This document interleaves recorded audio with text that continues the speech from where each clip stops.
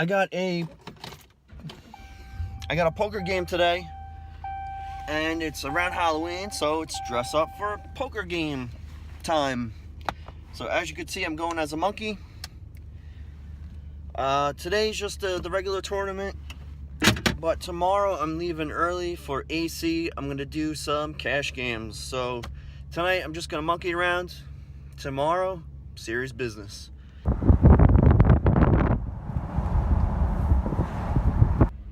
If this light doesn't turn green soon, I'm liable to go ape. You know, I had a slice of pizza before this tournament began, you know, at home. So I was the first one to eat it, or the prime one to eat it. Well, since I ate it, I guess I'm a primate. Oh, gotcha! So I got here a little early. People are still showing up. But that doesn't mean I should just hang around.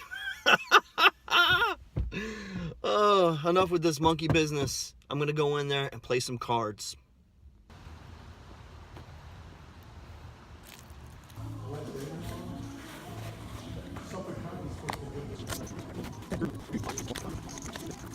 Do I got to deal again?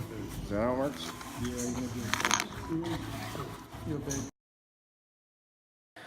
Alright, first things first is I gotta get my hat because it's like my hat. Let's see how this goes.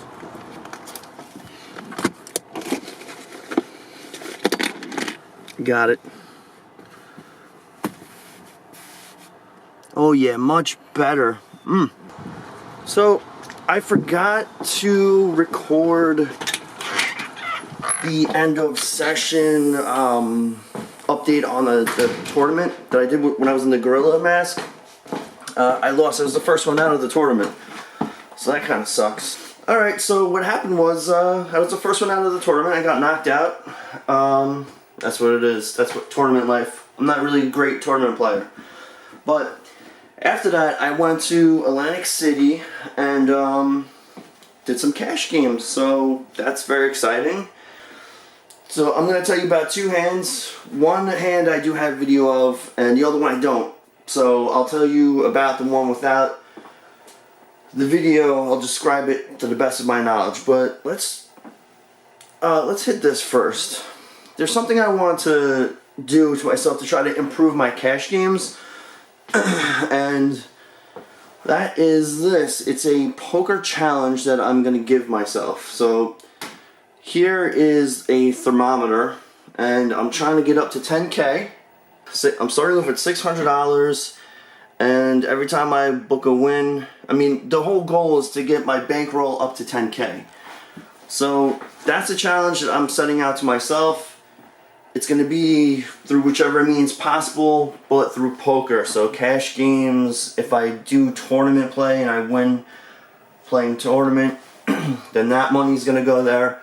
But the goal is to get to 10K. So that's my challenge.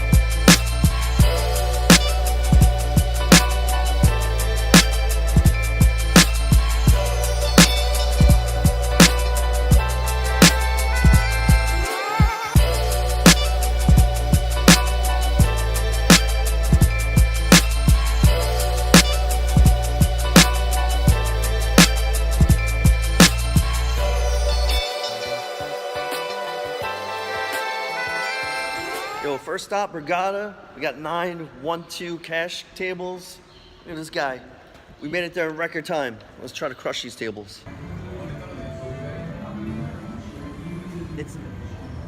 It's gotta be good. Jackpot Factory. Jackpot Factory.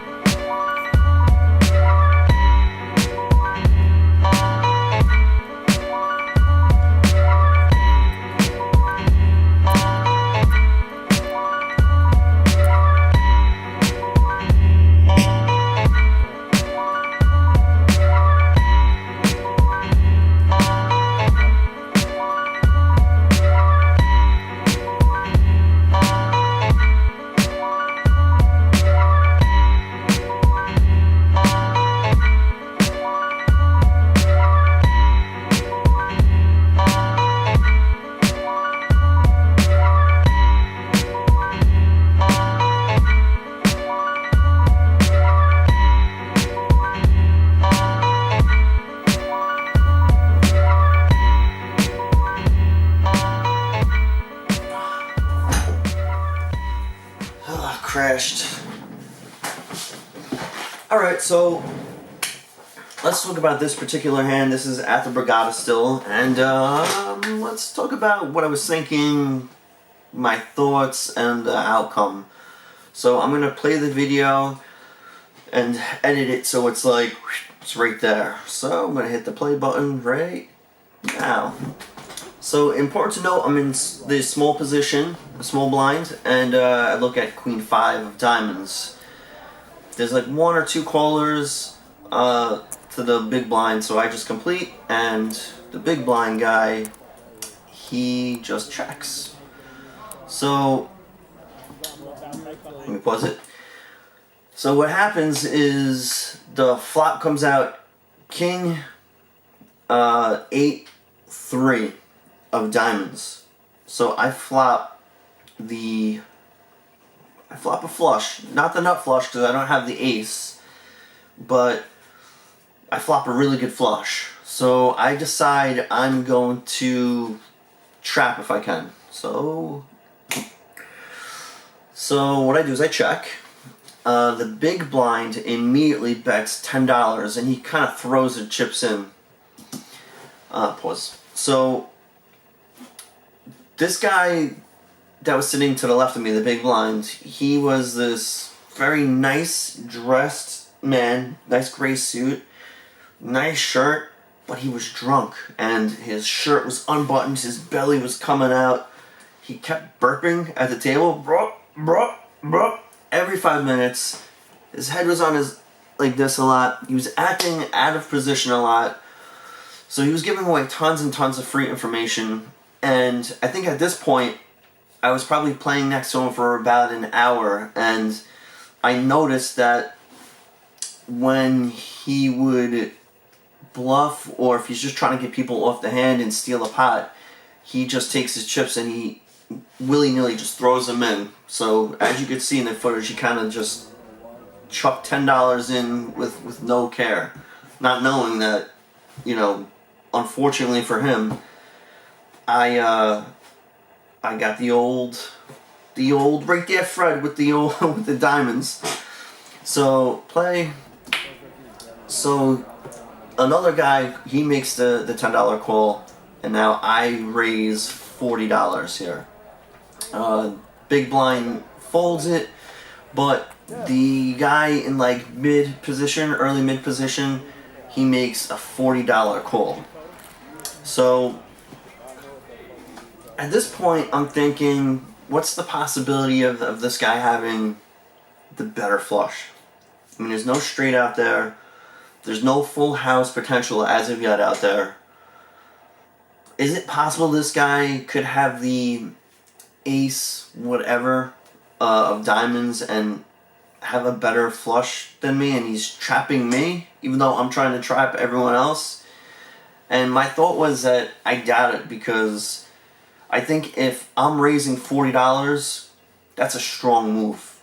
I would think with the nut flush, the ace whatever of diamonds, if I'm pushing $40, and I think he's gonna re-raise. If you truly had something, or maybe he's trapping so well, but I didn't put him on that. I didn't put him on a 2 diamond hand. So, and his range was usually like ace, king, queen, king, this type of range. So I thought it was possible he could have 1 diamond, but definitely not 2 in this position. So he makes the $40 call, and the turn comes something of no value, nothing that's going to change the outcome. So I make another bet here. I bet $50, and this guy makes the call. So with that being said, that makes it more likely that he has either a high pocket pair, which I'm hoping kings, because the kings, the trip kings is worse than my flush here. But I also kind of don't think it's kings at the same time, because he didn't bet. If you have kings, a set of kings on the flop, and there's 3 whatever suit of the same suit out there, you don't want to play that hand. You want to just steal the pot. So you want to bet very large to get people off the hand, because a flush could come and destroy you. So I didn't put them on that. I'm thinking aces or maybe a 2 pair, something like that. And definitely in the back of my mind, ace of diamonds is something that he was holding, but not 2 diamonds. So I make the $50 raise, and he grudgingly kind of calls, right? So the river comes out, again, something that doesn't make a flush, so no other diamond, no straight potential. So I decide I'm just gonna go all in and go for max value here, since this guy was kind of a loose player. And he was calling down other hands prior with less hands. So to me, he was on a drawer. So I went all in, hoping he was going to call with pocket aces or a king 9 or whatever it is. But unfortunately he folded, and he did say, though, he admitted that he had the ace of diamonds. So I don't know how true that was. He never showed it, but he kept on complaining, oh, one more card, one more diamond, and I would have had you, which is true. If you did have the ace, one more diamond would have messed me up. But that's also part of the reason why I was trying to bet as much too, because I knew that another diamond could ruin me if someone does have the ace. So I was trying to get people off the hand as well. That's why I was betting $50, if that makes any sense. But yeah, so that's that hand. So I make a huge pot here, and I rake those chips in. I love it.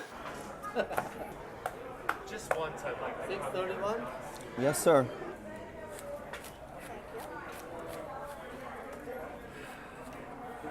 Thank you, buddy. All right, just got out of the cash game. I'm in for 300. I'm out for 631.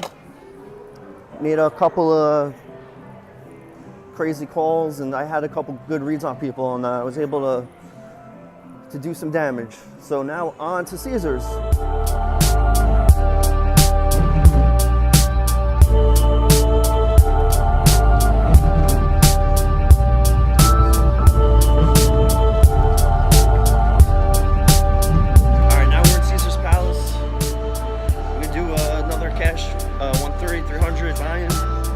Hopefully I do good again.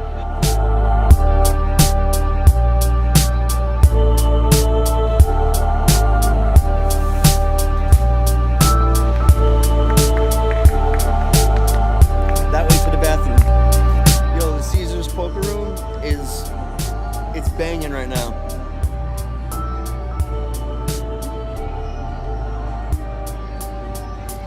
They knew I was coming, so they shut it down so they don't lose any money.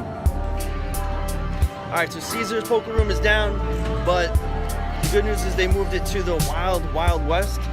So we're headed there right now. Hopefully I get some cowboys.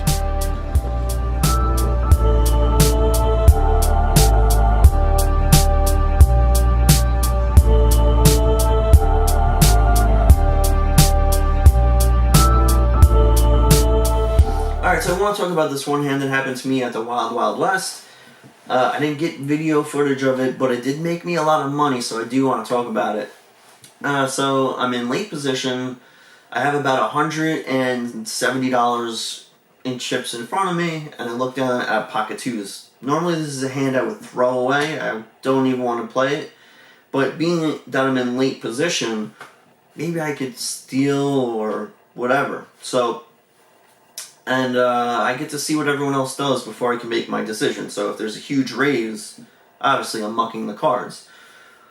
So it turns out that like 7 or 8 people made the $2 call. So it comes to me, I'm getting excellent value just to see the flop. So I take the $2, I throw it in there, and the big blind and small blind, they both check. Well, the small blind calls, big blind checks. So we get to see a flop at a really good value. So the flop comes 9, 3, 2.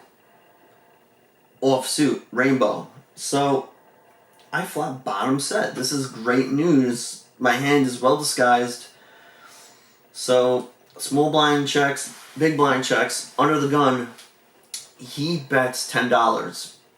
Now, in a previous hand between me and the under the gun player, is I was bluffing, and he called and he showed the better hand, so I gave him like $25, $30 or something like that. So he has caught my hand in the cookie jar prior. I don't know if this plays into how he was betting his hand or our dialogue or whatever, but I think it does play a little bit. So he's caught me in a bluff before, so he leads out.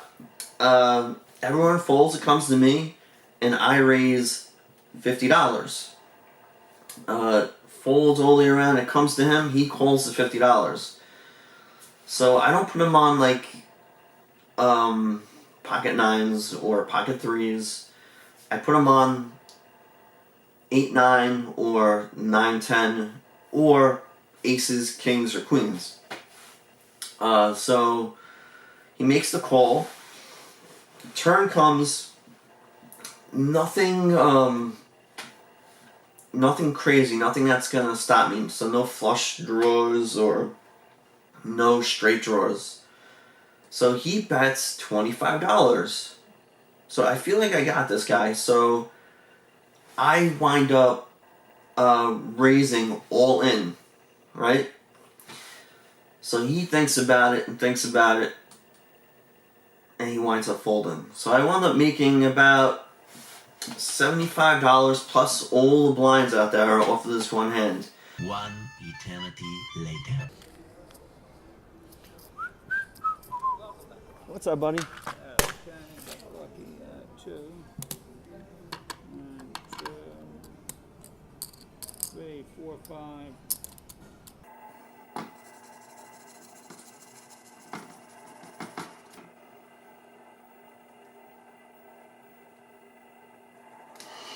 So I'm actually up $240. So my total bankroll is $840. So what happened was, since I was in the Borgata, I saw a pair of earrings with little hearts on there, so I bought those for my wife. I know that comes out of my bankroll, but I can't pass up that opportunity. So right now I have $840 to try to get to 10 G's. So coming up soon, I'm going out again to play some more cash. I got this bankroll challenge, trying to get up to 10K. So I might go to AC or Parks or Mohegan Sun / Foxwoods again coming up soon. I will vlog this. I'll vlog my whole bankroll challenge. So come along with me if you want. As always, if you like my videos, please hit the like button, subscribe, share with your friends, the whole 9. If you want to see anything else extra, whatever, I don't know, maybe there's something I can improve in the vlog, hit me up, let me know what's going on, and leave a comment. Until next time, see ya.